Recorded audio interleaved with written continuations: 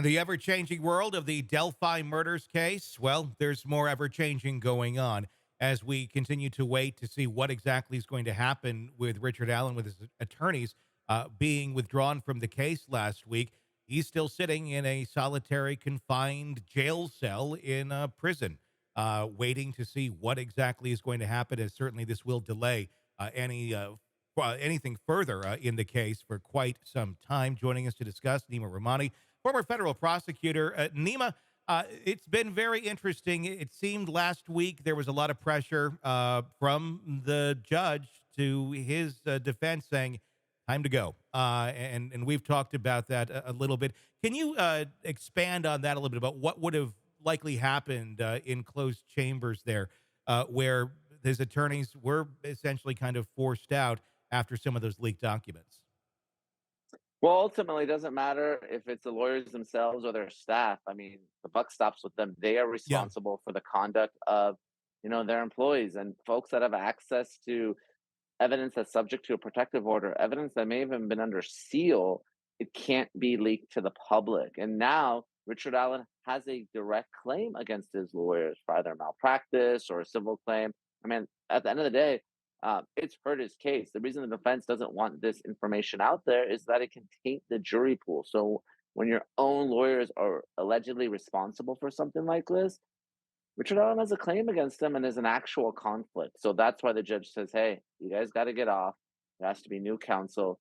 And just another twist and another bizarre chapter and one of the strangest cases that we've been following here for years now. I'm sure Yeah. they're going to make many movies about this one. The timing also very odd, and I'm not trying to go in conspiracy road on this, but I think it's worth discussing a little.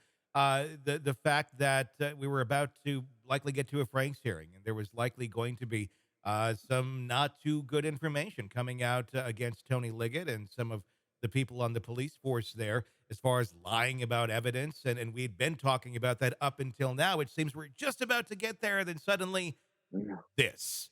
And I was talking with defense attorney Bob Mata the other day, who is actually in the courtroom. He got in there and he was able to witness this. And he said Liggett and his crew went in and sat in the jury box during this hearing, looking very foreboding. I mean, it's like something out of a movie at this point with what we're seeing. Now, I'm not saying there's a conspiracy or that they had anything to do with this, but I don't know how to take the verbiage that was used for the photos being leaked and the other leaks that have come out of his defense office, because it was very generic. A friend came in there and took this out.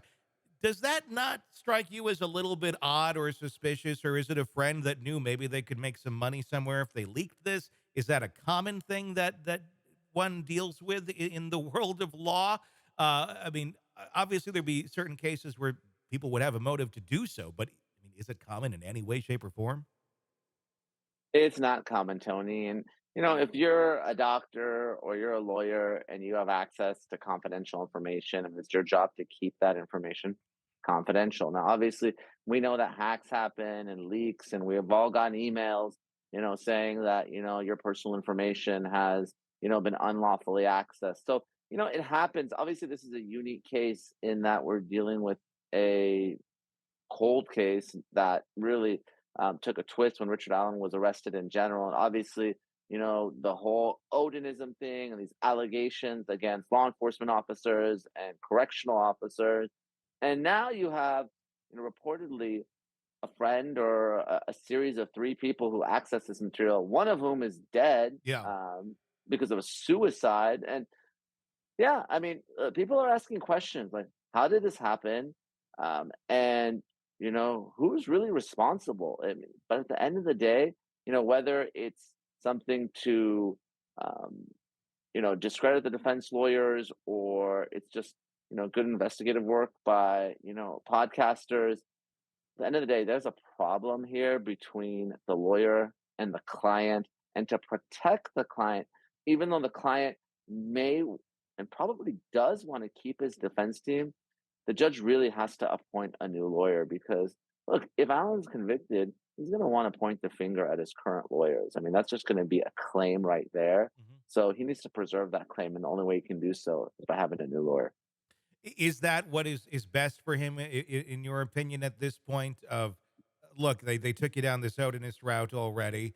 Who knows if they want if they should keep doing that or not? But it seems they're very passionate about trying to fight for his innocence.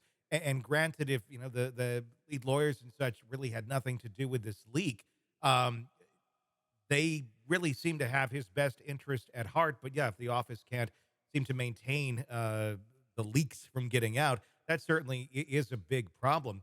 We just saw recently, and a lot of filings that were taking place today, including a verified notice of continuing representation and a motion to disqualify by Brad Rossi. Can you explain what that actually means? Yeah, well, I think his lawyers want to stay on the case, even when the judge, what we thought was going to be the Franks hearing. I mean, all the members of the media were there. They were waiting outside for hours. I mean, the seats were at a premium in that courtroom, and it really went in a very different direction when the motion was continued because the judge said, Richard Allen, you need to find a new lawyer. Yeah. We need to find you a new lawyer. It's going to go back to the public defender's office. So I don't know what is going to happen. I think the safe thing in a case like this is for the judge to insist on new counsel, disqualify the lawyers, um, give Richard Allen the time. Look, and the new lawyers, they can take this Odinism argument, they can run with it, they can go in a different direction. I mean, obviously, there's a lot of different ways to defend this case. But I think, given the leak, and even though the lawyers may not have been personally responsible, they might not even have known about it. They might have found out about this when we did. But again, the responsibility always lies with the lawyer, and that's what we're dealing with here. We'll see what happens every day. It's a new, new winding road to go down.